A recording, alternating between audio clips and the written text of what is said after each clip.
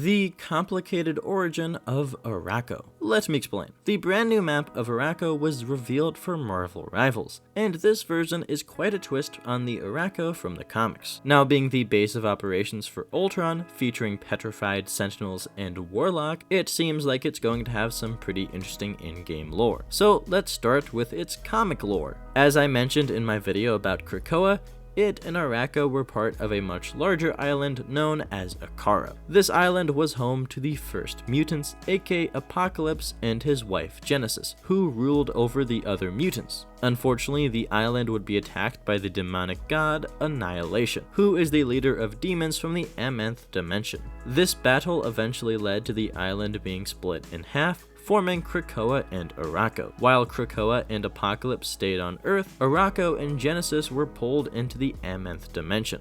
Leading the remaining mutants on her island, Genesis set up defenses to protect them from the demons. War would wage between them and the mutants for centuries, but eventually, through deceit, Annihilation won, forcing the mutants to now serve them. With a brand new addition to his army, Annihilation set out to reunite the islands and take over Earth. Sending out the grandchild of Apocalypse, Annihilation successfully tricked Apocalypse into opening the portal needed for them to attack. However, something intervened. The Omniversal Magistrix, or big words that sound impressive to hype up this character, decided to change the war into a contest. Krakoa and Arakko would have their champions fight in a series of events to decide the fate of the Earth. Krakoa would win this, of course, and in the process take down Annihilation, freeing the mutants of Arakko. However, the Magistrix decreed that one Krakoan and one Araki must trade places. So Apocalypse reunited with Genesis, and in his place, the entire island of Arakko came to Earth, since the island was a living being.